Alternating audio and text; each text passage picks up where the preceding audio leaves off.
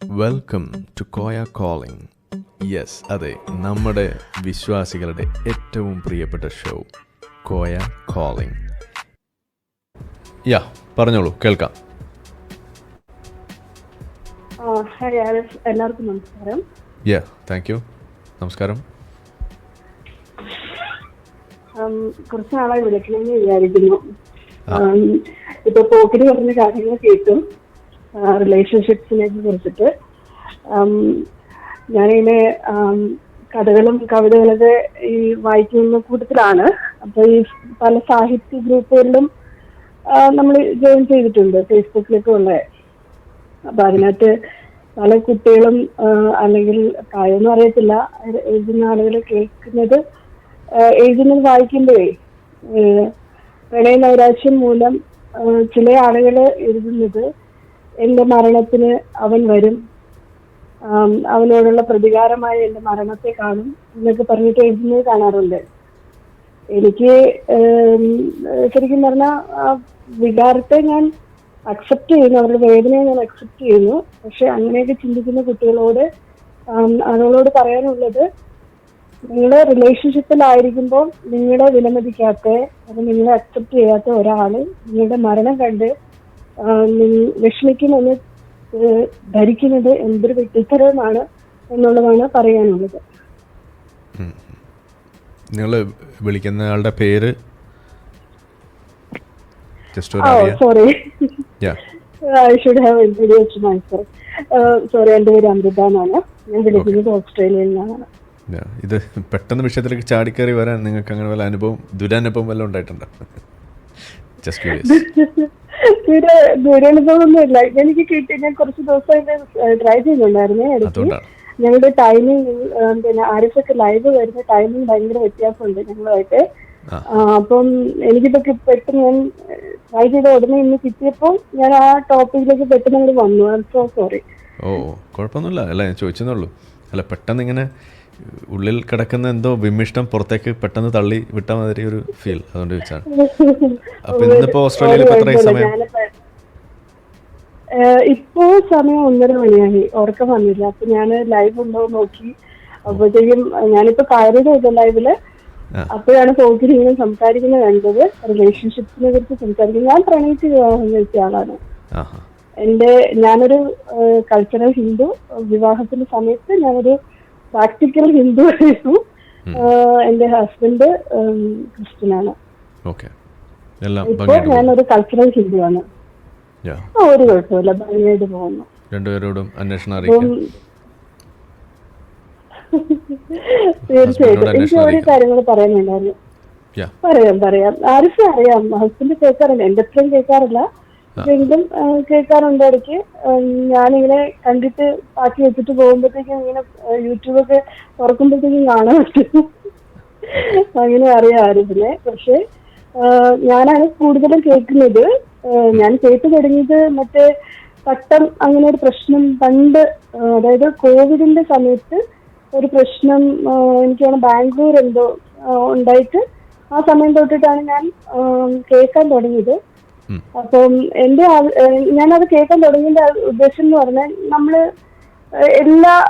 എല്ലാ മതവും എല്ലാ ജാതിയും അല്ലെങ്കിൽ എല്ലാവരെയും ഒരുമിച്ച് കാണണം, ഒന്നായി കാണണം എന്നൊക്കെ ഉള്ള ഒരു ആഗ്രഹം, ഒരു കൺസെപ്റ്റ് ഉള്ള ഒരു ആളാണ്. എല്ലാവരുടെ വിശ്വാസങ്ങളെ അംഗീകരിക്കണം, സപ്പോർട്ട് ചെയ്യണം എന്നൊക്കെ ഉള്ള ഒരു രീതിയിലായിരുന്നു അന്നത്തെ എന്റെ കാഴ്ചപ്പാട്. അപ്പൊ ഇതിനെക്കുറിച്ച് കൂടുതൽ അറിയാൻ വേണ്ടിയിട്ടാണ് അന്ന് കണ്ടു തുടങ്ങിയത്. അപ്പൊ ഞാൻ ക്ലബ് ഹൗസ് ആണ് കണ്ടത് അന്ന്. അപ്പോഴാണ് അറിയുന്നത് ഇങ്ങനെ ഇത്രയും വാശി പിടിച്ചിട്ട് വേണമെന്ന് പറയുന്നതിന്റെ പിന്നീടുള്ള ചരിത്രമൊക്കെ അന്നാണ് മനസ്സിലാവുന്നത്. അപ്പോ ചരിത്രം കേട്ട് കഴിഞ്ഞപ്പം എനിക്ക് തോന്നി, ഇന്നിപ്പം ആരിഫ് പറയുന്ന പോലെ ടോയ്ലറ്റ് ഒക്കെ ഉള്ളപ്പം തട്ടം അതിന്റെ ആവശ്യമുണ്ടോ എന്നുള്ളൊരു ക്വസ്റ്റ്യൻ ആണ്. അത് ഇമ്പോസ് ചെയ്യുമ്പോഴത്തേക്കുമാണ് വരുന്നത് ശരിക്കും. ഓക്കെ, എന്തായാലും വിളിച്ചാലും സന്തോഷം. എന്തായാലും ആഡ് ചെയ്യാനുണ്ടോ പോക്കിരി, കൈപ്പള്ളി, വിഷ്ണു? അല്ല, എനിക്ക് ഒരു കാര്യം കൂടെ പറയാനുണ്ട്. അങ്ങനെ ഞാൻ മെയിനായിട്ട് വിളിച്ചുകൊണ്ടിരിക്കുന്നത്, ഞാൻ പറയാൻ വന്നൊരു കാര്യം, എനിക്കൊരു എക്സ്പീരിയൻസ് ഉണ്ടായിട്ടുണ്ട്. അതായത് ഞങ്ങൾ ഭയങ്കര ഫെർട്ടിലിറ്റി സംബന്ധമായിട്ട് ഒരുപാട് സ്ട്രഗിൾ ചെയ്തൊരു കപ്പിളാണ് ഞാനും എൻ്റെ ഹസ്ബൻഡും. അപ്പം അതിന് വേണ്ടിയിട്ട് ഒരുപാട് ട്രീറ്റ്മെന്റ്സ് എല്ലാം ഞങ്ങൾ ചെയ്തിട്ടുണ്ട്. എന്തിനു വേണ്ടിയിട്ട്? അപ്പൊ അങ്ങനെയുള്ള സമയത്ത് ഫെർട്ടിലിറ്റിയുടെ സമയത്ത് ഫെർട്ടിലിറ്റി ട്രീറ്റ്മെന്റ്സ് കുട്ടികളാവാൻ വേണ്ടിയിട്ട്.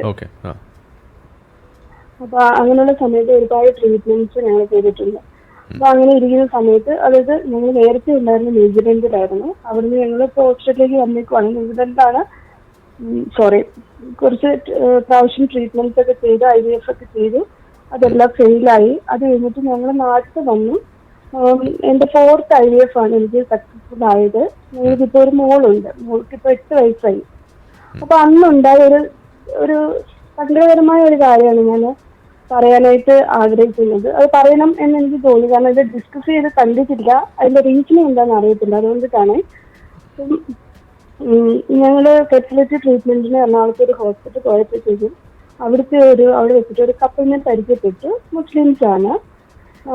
അപ്പൊ അവർക്ക് ഭയങ്കര വിഷമമായിട്ടാണ് അറിയാലോ, ഓഫ് കോഴ്സ് കുട്ടികളാവണം എന്ന് ആഗ്രഹിക്കുന്ന ആളുകൾക്ക് കുട്ടികളായില്ലെങ്കിൽ അതൊരു ഭയങ്കര സങ്കടമുള്ള ആ ഒരു അവസ്ഥയിൽ കൂടെ ഞങ്ങൾ കടന്നു പോകുന്നതുകൊണ്ട് ഞങ്ങൾക്ക് തീർച്ചയായിട്ടും മനസ്സിലാവും.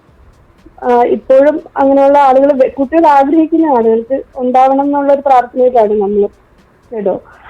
അപ്പം അവിടെ വെച്ചിട്ട് ഒരു കപ്പിളിനെ പരിചയപ്പെട്ടു. അവര് ഡോക്ടറെ കാണാൻ വേണ്ടി ഞങ്ങൾക്ക് അപ്പോയിന്റ്മെന്റ് വരുന്നതിന് തൊട്ട് മുൻപായിരുന്നു ഇവരുടെ അപ്പോയിന്റ്മെന്റ്. ഹസ്ബൻഡും വൈഫും കൂടെ ഡോക്ടറെ കാണാനായിട്ട് പോയിട്ട് തിരിച്ചു വരുമ്പോൾ അവർ ഭയങ്കര വിഷമിച്ചിട്ടായിരുന്നു. അപ്പൊ ഞാൻ ചോദിച്ചു എന്താ കാര്യം എന്ന് ചോദിച്ചു. പറഞ്ഞു അവരുടെ കണ്ടീഷൻ വെച്ചിട്ട് ഡോക്ടർ പ്രിസ്ക്രൈബ് ചെയ്തത് IVF ട്രീറ്റ്മെന്റ് ആണ്. പക്ഷെ അവർക്കത് ചെയ്യാൻ സാധിക്കത്തില്ല, കാരണം മതം അനുവദിക്കത്തില്ല എന്നുള്ളതാണ് പറഞ്ഞത്. ശരിക്കും ഷീ വാസ് ഡെവസ്റ്റേറ്റഡ്.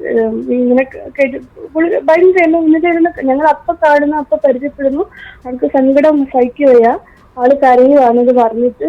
നമുക്കപ്പോൾ മനസ്സിലാവും ആ ആഗ്രഹം എന്തുമാത്രം ഉണ്ട്. പക്ഷെ ഈ മതം ഇങ്ങനെ നിൽക്കുന്ന പറഞ്ഞുകൊണ്ട് അവർക്ക് ആ ട്രീറ്റ്മെന്റ് ചെയ്യാനായിട്ട് സാധിക്കാതെ വരുന്ന ആ ഒരു അവസ്ഥയുണ്ടല്ലോ. എന്നിട്ട് ഞാൻ നോക്കുമ്പോൾ ആ ഹസ്ബൻഡ് ശരിക്കും ഹി വാസ് സോ ഹാപ്പിലെസ്. എനിക്ക് ആ ഒരു മുഖം, അവരുടെ രണ്ടാളുടെ മുഖം ഇത്രയും വർഷം കഴിഞ്ഞിട്ടും എന്റെ മനസ്സിൽ നിന്ന് പോയിട്ടില്ല. അപ്പം എനിക്ക് അതൊരു ഭയങ്കര വലിയൊരു വിഷമമായിട്ട് എന്റെ മനസ്സിൽ ഇപ്പോഴും കാണുന്ന ഒരു കാര്യമാണ്. അപ്പൊ എനിക്ക് ഇതിനെക്കുറിച്ച് ആരിഫിന്റെ വീഡിയോസ് ഒക്കെ കാണുമ്പോൾ സംസാരിച്ച് ഞാൻ കേട്ടിട്ടില്ല. എന്തുകൊണ്ടാണ് ഇങ്ങനെ പറയുന്നതെന്നും നമുക്ക് അറിയത്തില്ല. ഇങ്ങനെ ഉണ്ടോ, എന്താണ്, എന്തെങ്കിലും ഒന്ന് പറയാമോ? എന്തുകൊണ്ടായിരിക്കും അവർക്ക് ഇങ്ങനെ ഒരു മതം ഇങ്ങനെ ഒരു കാര്യം റെസ്ട്രിക്ട് ചെയ്യുന്നതെന്നുള്ളത്? ഞാൻ ഒരു ഫത്വ ഇവിടെ കൊടുത്തിട്ടുണ്ട്. അപ്പൊ ഇതൊന്ന് വായിക്കാവോ ആരിഫ്? ഇവിടെ കാണിക്കുന്നുണ്ടോ? അല്ല, പ്രൈവറ്റ് ചാറ്റിൽ ഇട്ടിട്ടുണ്ട്. അത് ആരിഫോട് കാണിച്ചു. ഒരു സെക്കൻഡ്. ഞാൻ ഈ വിഷയം പഠിച്ചിട്ടില്ല, പക്ഷെ ഞാൻ ഇപ്പോൾ നോക്കിയപ്പോൾ കണ്ടതാണ്. ഇപ്പം നമുക്ക് ഇപ്പോൾ അറിയാലോ, ഇപ്പോൾ എല്ലാത്തിനെ കുറിച്ച്, ഇപ്പോൾ ക്രിപ്റ്റോയെ കുറിച്ച്, അണ്ടർവെയറിനെ കുറിച്ച് വരെ ഫത്വ ഉണ്ട്. എല്ലാതും ഉണ്ടാവും. അപ്പം നമുക്ക് പരിധി നോക്കിക്കഴിഞ്ഞാൽ കാണാം. ഇപ്പം ഇതിന് IVF കുറിച്ചും ഞാൻ ഇവിടെ കാണുന്നുണ്ട്.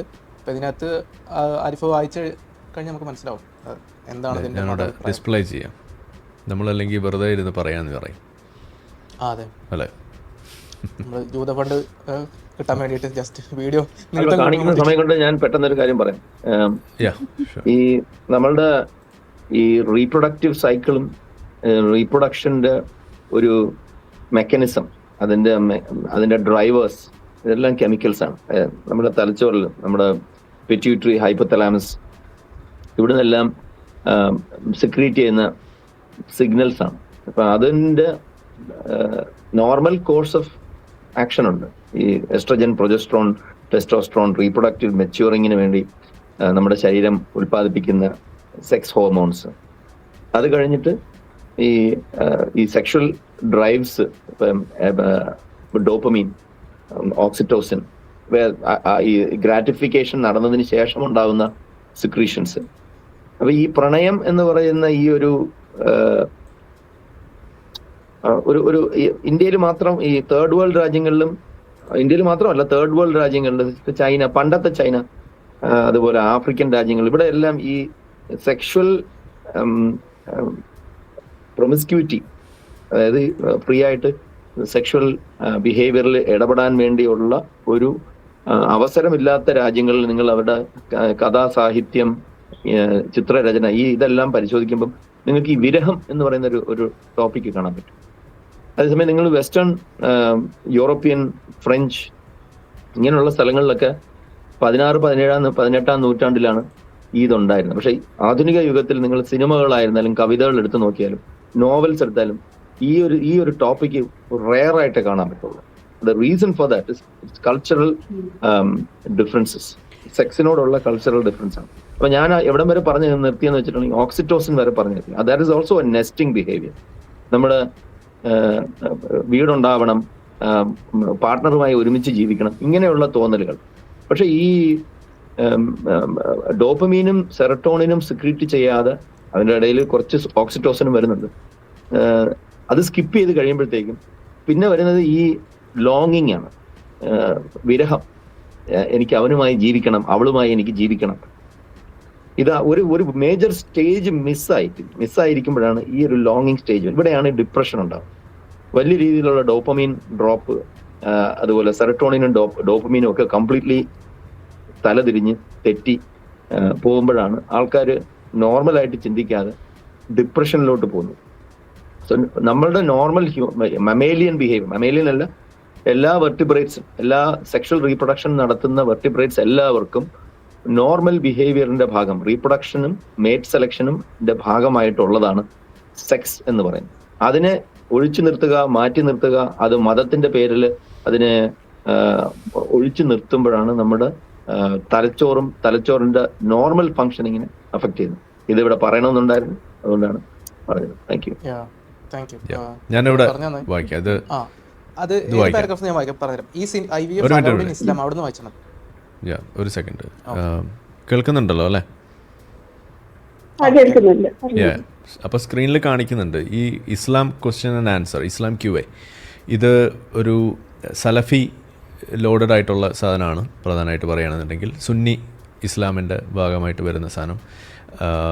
ഷെയ്ഖ് മുഹമ്മദ് സ്വാലിഹ് അൽ മുനജിദ് ആണ് എല്ലാ ഉത്തരങ്ങളും തരുന്നത്. ഏതെങ്കിലും എക്സ് മുസ്ലിം അല്ല, ഏതെങ്കിലും സംഘിയല്ല, ഏതെങ്കിലും ജൂതനുമല്ല. ഓക്കെ, ഇതാണ് സാധനം, ഇതിൻ്റെ കോണ്ടെക്സ്റ്റ്. ഇനി ഇതിൽ ചോദ്യം ഇതാണ്: is IVF in vitro fertilisation allowed in Islam? സത്യം പറഞ്ഞു കഴിഞ്ഞാൽ ഇപ്പോൾ ഇവിടെ ഇത് കാണിച്ചുകൊണ്ട് നമുക്കത് നോക്കിയിട്ട് പറയാം. എന്നാലും ഞാൻ പറയാണ്, ഒറ്റവാക്കി പറഞ്ഞത് അലൗഡ് അല്ല എന്നുള്ളതാണ് സാധാരണ പറയുക. പിന്നെ കുറേ കണ്ടീഷൻസൊക്കെ പറയും. ആ കണ്ടീഷൻസ് ഇതിൽ പറയുന്നുള്ളതുകൊണ്ട് ഞാൻ ഇപ്പോഴേ സ്പോയിലർ ഇറക്കുന്നില്ല. അപ്പോൾ ഇതിൽ ഒറ്റവാക്കിലുള്ള ഉത്തരവ് ഇതാണ്. ഇതിൻ്റെ ചോദ്യം നിങ്ങൾ പറഞ്ഞൊന്ന് കേട്ടോളൂ. അതായത്, I just wanted to know that is it permissible in the Quran and Sunnah to have an IVF treatment for children? One of the sisters I know has been trying for a while to have children, but she is finding it very difficult. So I would appreciate if you could reply as soon as possible. ഇതിലൊരു കാര്യം ഞാൻ ചോദിക്കുകയാണ്. അപ്പോൾ നിങ്ങൾ ഇത് നിങ്ങളുടെ ജീവിതത്തിൽ നേരിട്ട് അനുഭവിച്ചൊരു വിഷയമാണല്ലോ ഈ ഒരു സിറ്റുവേഷൻ. ഒരു മുസ്ലിം ഫാമിലി, ഇതുപോലൊരു സിറ്റുവേഷനിൽ നിൽക്കുന്ന ഒരു ഹിന്ദു ഫാമിലി, ക്രിസ്ത്യൻ ഫാമിലി, ജൂത ഫാമിലി, ഇത് നിങ്ങൾക്ക് തോന്നുന്നുണ്ടോ ഇതുപോലെ ഒരു പ്രശ്നത്തിൽ കൂടെ കടന്നു പോകാൻ സാധ്യത? ആരും ഉദ്ദേശിച്ചത് മതം അനുവദിക്കാത്തത് കൊണ്ടിട്ട് അതെ അത് ഉണ്ട്. ഒരുപാട് കപ്പിൾസിന് പ്രശ്നങ്ങളുണ്ടല്ലോ. പ്രശ്നങ്ങളുണ്ട് അല്ല, ഞാൻ പറയുന്നത് മതത്തിന്റെ പേരിൽ. ഉണ്ട്. മതത്തിന്റെ പേരിൽ ഈ ഇസ്ലാമി എന്നുള്ളത് പോലെ മറ്റു മതങ്ങളിൽ നിന്നുണ്ടോന്നാ ഞാൻ ചോദിച്ചത്. എനിക്കറിയില്ല കേട്ടോ. ഞാൻ കപ്പിളിനെ മാത്രമാണ് ഇല്ല ഇവരെ മാത്രമാണ് ഞാൻ കണ്ടേക്കുന്നത് എന്റെ അനുഭവത്തില്. യെസ്. ഇനി ഇപ്പം നമ്മളിതിങ്ങനെ പറയുന്നുണ്ട്, പല ആളുകളും എനിക്ക് ഇങ്ങനെ മെസ്സേജ് അയച്ചിട്ടൊക്കെ ചോദിക്കും, ഇത് അലൗഡ് ആണോ, എന്താണ് ഇതിൻ്റെ കഥ എന്നൊക്കെ. അവർ ഇതേപോലെ സംശയം വന്നിട്ട് നമ്മളോട് ചോദിക്കും. മുന്നേ ചോദിച്ചിട്ടുണ്ട്.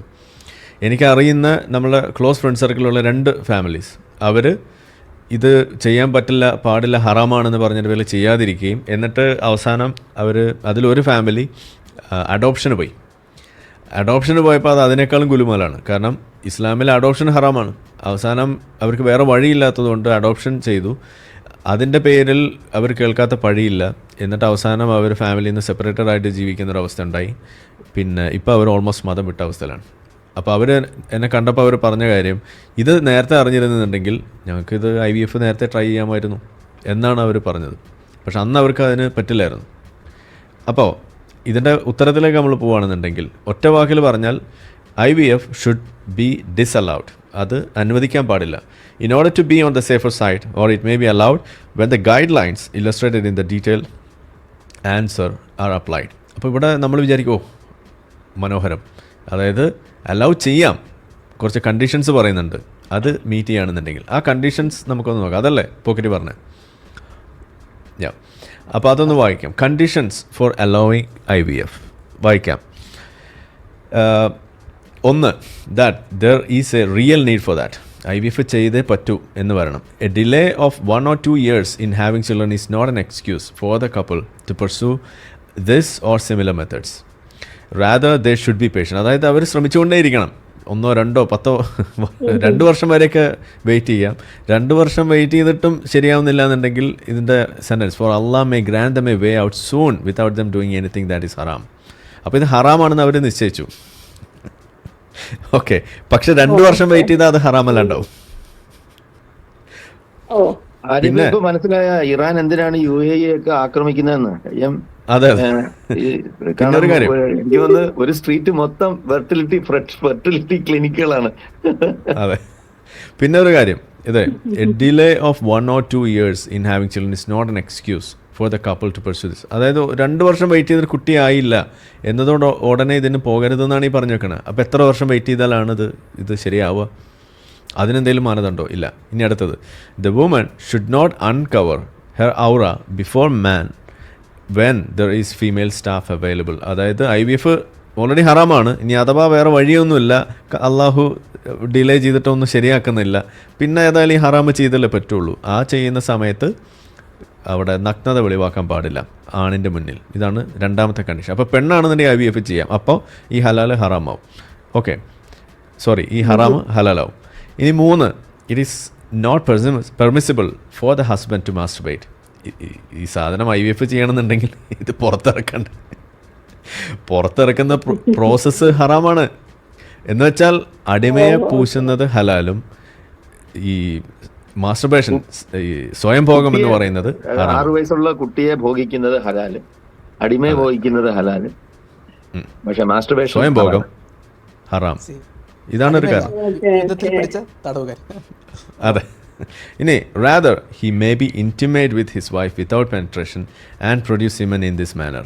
ഇതാണ് അവിടെ പറഞ്ഞു വെക്കുന്നത്. ഇതൊക്കെ ഒരു ക്ലിനിക്കൽ സ്റ്റെറൈൽ ആവില്ല.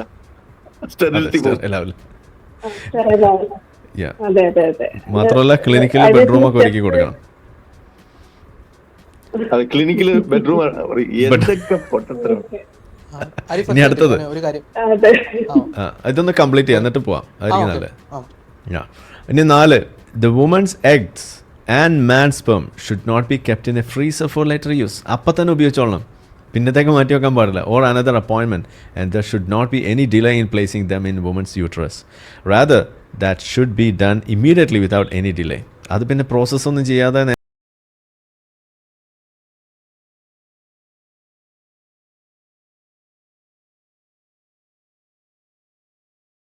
egg from the wife and be implanted in the wife's uterus. Anything else, അതായത് സർവഗസി പോലും പറ്റില്ല എന്നാണ് ഈ പറഞ്ഞു വെക്കുന്നത്. Not permissible at all. Please see the answer to the question 21817. അതെന്താണ് question? Ruling on using eggs or sperm from someone other than the spouses in artificial insemination. ഇത് വേറെ ചോദ്യമുണ്ട്, വേറെ ഉത്തരവുണ്ട്. ഇനി അടുത്തത്, there should be complete trust in the doctors who are doing this procedure.